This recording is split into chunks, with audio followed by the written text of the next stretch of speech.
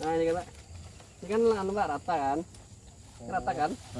Nah ini kan tengah ada nih Pak. Nah ini putuskan sini Pak. Iya. Nah ini sudah. Buat di sini. Nah itu paling bagus. Akar itu kan Akar serabutnya di situ. akar serabutnya yang menyerap unsur hara itu di situ. Untuk menyerap Ada makanan. orang pupuk di sananya. Hah? Di sini. Di dalam sana ada Oh, orang-orang di dalam taburnya. sana. Enggak Pak di situ. Ini Pak batas. Iya. Ini Daun udah yang dikasih batas nih. Sama Tuhan dari batas ini. Sudah ada pembatasnya ya. Iya. Ada Mas. Ini udah putus nih. Ah, ini iya. Nah ya. Kalau Nah, itu musim akar serabutnya banyak di situ. Biasanya kalau bunga begini enggak ada dari tapi bukan dari sini. enggak, setiap pohon memang ada siklusnya itu. Dia Setiap- timbul apanya? bunga jantan. Ada timbul bunga biar- jantan memang.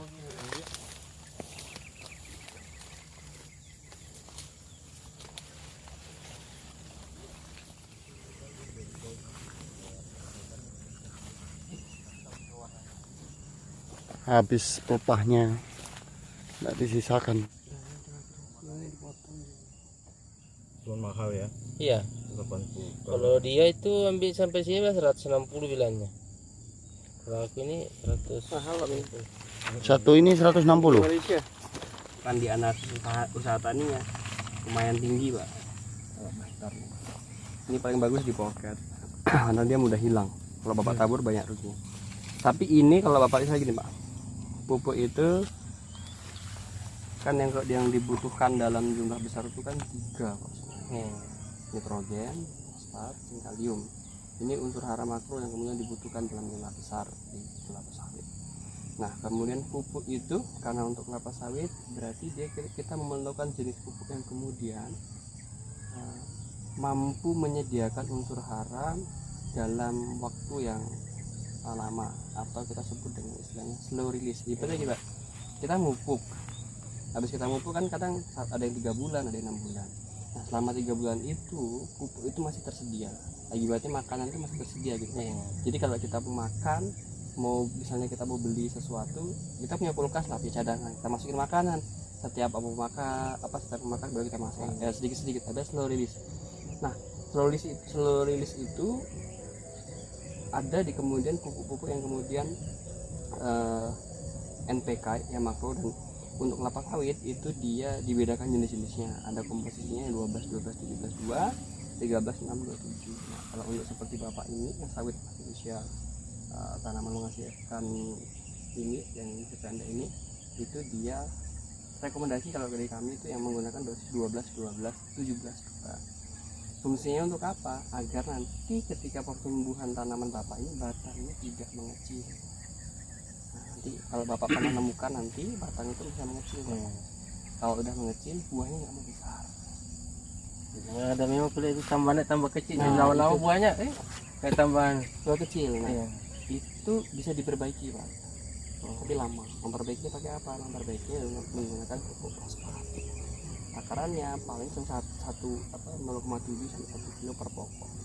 Nah, tapi kemudian untuk menjaga itu ya pakai NPK 12 12 17 2 gitu kan. Nah bedanya kemudian kan banyak Pak jenis pupuk-pupuk. Nah ini kan dia fuse gabungan, ada juga yang sifatnya blending kayak pelangi. Nah kalau pelangi itu dia mampu tersedia dalam jumlah waktu yang cukup. Artinya itu dia ketika kita pupuk 3 bulan itu masih tersedia kebenarannya, 4 bulan masih tersedia sampai 6 bulan lagi baru pupuk lagi tersedia. Itu artinya makanan dia itu sudah disediakan Pak, jadi tinggal dia makan terus. Jadi ketika ada sifat alamiah pupuk itu kan dia mudah menguap dan mudah larut.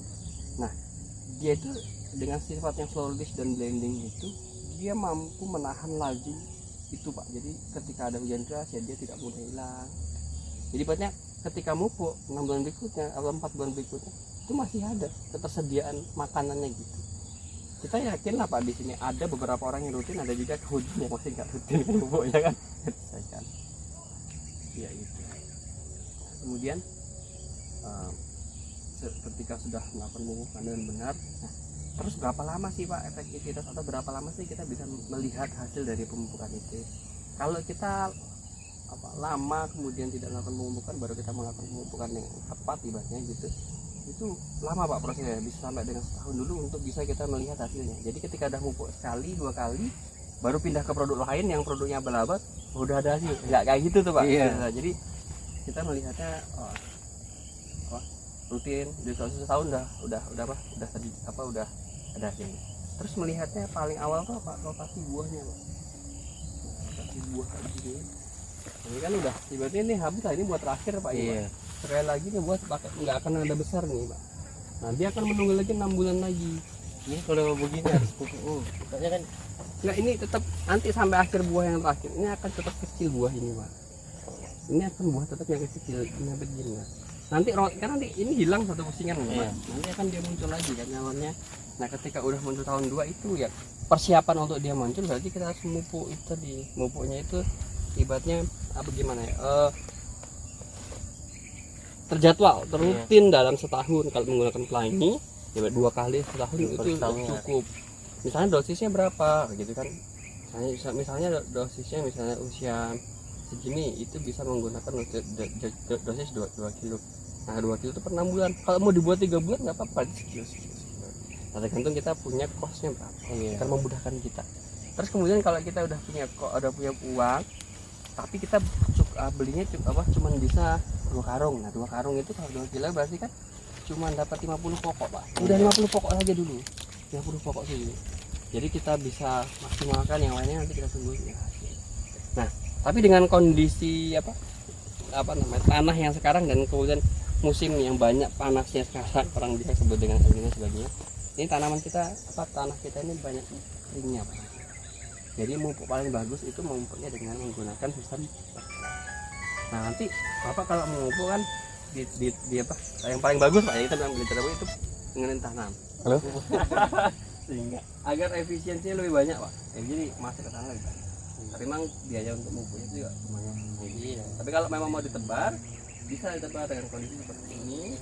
Itu tadi Pak batasnya ada. Iya kan tadi. Tidak banyak pasirnya. Artinya ini jenis mineral yang sebenarnya bagus, dan tapi kekurangannya ini kalau musim kering tanah kita cepat kering banget, artinya karena kandungan niatnya tinggi.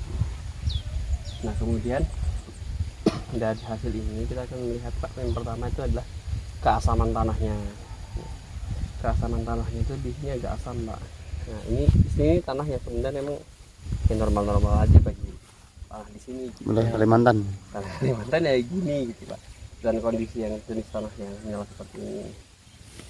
Nah kemudian, ini adalah ketersediaan kaliumnya Pak, untuk melihat kalium. Nah ini kan ada busanya Pak sebenarnya kalau Bapak lihat.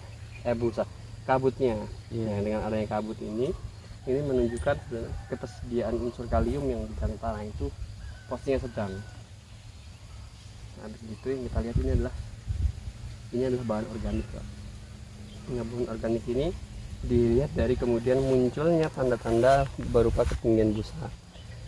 Ini busa ini dikatakan rendah. Kenapa rendah? Karena dia kalau sedang sampai tinggi, dia harus melewati batas 2 cm ini. Kan ada ukurannya kan Pak ya. Dia harus melewati ini. Tapi kalau di bawah ini artinya rendah. Yang artinya lagi di dalam tanah itu populasi mikroorganisme kita itu, dan kemudian kesuburan tanah dalam hal untuk kemudian C organiknya itu sangat rendah. Tapi kemudian untuk budidaya sawit itu bagusnya gimana? Untuk budidaya kelapa sawit itu paling bagus adalah kemudian memberikan perlakuan seperti kemudian memberikan tadi kayak kawat nanam pakis-pakisan dan menjaga jenis pakis-pakisan untuk tetap ada di kebun. Nanti dia secara sendirinya akan meningkatkan itu, karena pakisan itu mampu menjaga kelembapan tanah. Nah, dengan kondisi yang seperti ini juga sebenarnya ini kalau Bapak nanti maaf ya, saya ada beberapa teman-teman yang mau melakukan tindakan perawatan penyemprotan herbisida dengan kondisi seperti ini nggak perlu, cuma untuk jalur angkutnya. Tapi kalau secara umum tidak terlalu bersih, nggak bersih banget lah. maksudnya enggak apa-apa, cuma keliling-keliling Nggak apa-apa seperti ini, nggak apa-apa. Ini udah bagus. Ini udah bagus. Yang penting yang sini yang kurang itu adalah pakis. Jadi kalau memang masih ada pakis tidak dimatikan. Kalau memang pada seperti kebun untuk menanam pakis ya tidak. Itu pakis kan ada 2 macam pakis itu. Yang itu kayak gitu tuh. Ada pakai seperti itu? Pakai sekawat. Kalau pakai sekawat itu dimatikan. Ya, Ya, bukan. oh Yang dimatikan. begitu, Pak, yang bukan Pakai yang model begitu. Kalau yang pakai sekawat yang keras tuh, ah itu gulma. pakai yang Itu gulma, kalau yang kawat itu gulma. Di pinggir-pinggir jalan Iya. itu dirawat. Nah, Oh, enggak bisa itu. bukan itu. pakai yang lunak. Itu contohnya yang seperti itu. Kalau ditusuk kita itu anunya Iya. tuh, ditarik tuh bahaya karena Berarti termasuk tingkat keasaman tanah tinggi di sini Mas ya. Jadi Ya, perlakuannya jadi kalau sebenarnya memang mau terus gimana sih Pak misalnya mau melakukan perlakuan pengubukan sudah dari awal tuh gimana? Kita menggunakan bukunya sudah NPK tentang cemuk ya. Nah, kemudian cemuk yang pertama kita pastikan adalah ketika kita sudah membelikan produk yang benar, kita bertahan dengan produk yang benar itu Pak. Maksudnya gimana ya tadi menggunakan pupuk misalnya penggunaannya pengaplikasiannya itu di bulan 1, kemudian nanti bulan 6 pupuk, itu nanti bulan 12 atau bulan 1 tahun depan itu sebenarnya sudah menikmati hasil. Tapi karena mungkin ada suatu hal akhirnya dia pindah produk yang abal-abal gitu kan misalnya, kemudian ketika dibawa dan langsung menunjukkan hasil lah, itu kemudian sebenarnya yang harus dihindari perilaku seperti itu. Jadi artinya kita sudah menggunakan pupuk yang benar, dilanjutkan. Memang nanti Pak prosesnya itu kurang lebih tahun baru kemudian kita dapat benar-benar kemudian merasakan hasil dari berat jangkangnya, kemudian rotasi buahnya dipertahankan. Dan kemudian pupuknya itu gimana ya? Pupuknya sebenarnya itu pada kondisi tanah lembab itu ya, kondisi kalau pada teorinya itu kan awal musim hujan atau akhir musim hujan. Kemudian sebenarnya yang paling spesifik adalah pada kondisi kemudian tanah itu sebenarnya mampu menyerap unsur hara itu, yang artinya tanah itu pada kondisi lembab. Artinya ya kalau di sini kan kita nggak bisa prediksi Pak kapan hujannya kan, kalau Kalimantan kadang hujan kadang hujan deras, kadang-kadang nggak hujan deras. Nah kemudian dengan bentuk lahan seperti ini pupuknya gimana gitu. Nah untuk lahan seperti ini, untuk lereng Bapak itu pupuknya kalau memang mau ditabur itu di atas aja. di atas saja. Nah ini kan kerja di atas saja kalau mau menabur, tapi paling bagus jadi proses. Tapi kalau nggak bisa moket dan nabur di atasnya. kalau asamnya tinggi mungkin kapur dulu atau bagaimana mungkin awal pemupukan? Kalau dengan kemudian kondisi kemudian kita syarat, paling bagus adalah melakukan pengapuran terlebih dahulu. Nah, agar kemudian kapur itu bereaksi kepada tanah, itu paling tidak itu 7 hari itu bereaksi. Jadi misalnya kita mupuk ini, kapur dulu apa NPK dulu? Kapur dulu. Terus habis NPK kan ada urea. Iya. Nah kapan sih ini? Kita lihat untuk pokok-pokok tanaman yang kemudian kekurangan urea kita berikan. Tapi untuk pokok-pokok yang kemudian kurang nggak perlu penambahan, itu nambahnya berapa? Setengah kilo saja. Setengah kilo sampai 0,7. Atau maksimal kalau dia memang kekurangan banyak 1 kilo. Tambahannya saja di urea. Yang banyak itu di NPK. Nanti pupuknya ya dasarnya paling bagus ada cian dulu. Kalau di rekomendasi kita kapur dulu, misalnya mau ngapur tahun sekali aja Pak. Tahun sekali saja. Ini belum pernah ini. Nah itu Tahun perlakuannya. sekali saja. Nah kapur tuh 2 kilo tabur merata. Soalnya yang mau tabur itu enggak ada mau. Yang mau nabur pupuknya. Iya. Ya. Tabur merata pupuk kapurnya, baru nanti setelah 7 hari baru melakukan pemupukan. Itu akan yang mampu diserap oleh tanaman itu dalam jumlah Kalau kapur itu berapa dikasihnya? 2 kilo. Ya. Dia taburnya harus merata. Kan nggak tahu sih kalau kapur di sini harga berapa, tapi kalau kapur kan lebih murah 50 daripada yang ya. lain. 60 Naik sudah? naik sudah. Oh.